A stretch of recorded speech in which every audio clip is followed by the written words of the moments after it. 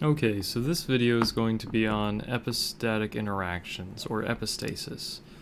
So epistasis is when the interaction between genes can affect whether or not one is expressed.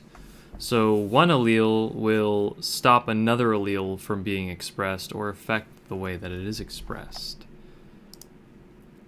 We'll be going over in this video an example of single recessive epistasis. So the presence of a homozygous recessive genotype at one locus will mask the expression of another gene, and we'll see that in a second. So let me introduce to you the one-eyed, one-horned flying purple people eater. So the one-eyed, one-horned flying purple people eater is a one-eyed, one-horned flying purple people eater, and it is named after the common phenotype, which is the way it looks, that it has one eye, one horn, and it's purple.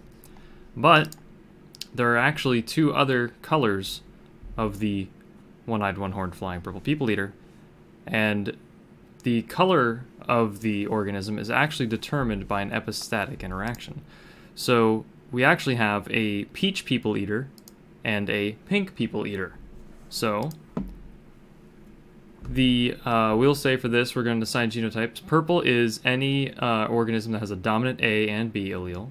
Peach is anything with two recessive A alleles, and pink is anything with a large A and small and dominant A allele, and then two recessive B alleles.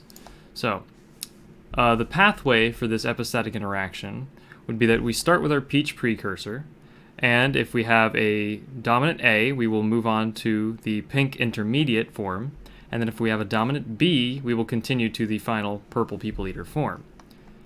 So, if there is homozygous recessive A's, there will be no enzyme to create the intermediate, which means we'll just stay at peach. If there is no homozygous B, or if there's no dominant B and we have homozygous recessive B, there will be no purple gene or enzyme created, therefore we'll stay at the pink intermediate. So we're going to quickly go over some Punnett squares of a couple crosses as an example. So we have so we have a dihybrid cross here.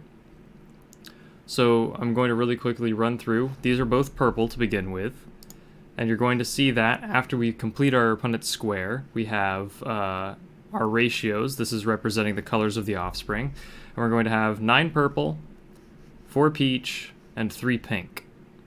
So the 9:4:3 is a common ratio for the single recessive epistatic interaction, and then over here, because you can only get one of each gene from each parent, it's actually only need 4 squares, it's going to be a 1:1 purple to peach ratio. Pink is not going to be possible because there's no way for the offspring to have 2 recessive B alleles. Thank you very much. I hope you've enjoyed this video, and I hope it's cleared up epistasis for you a bit.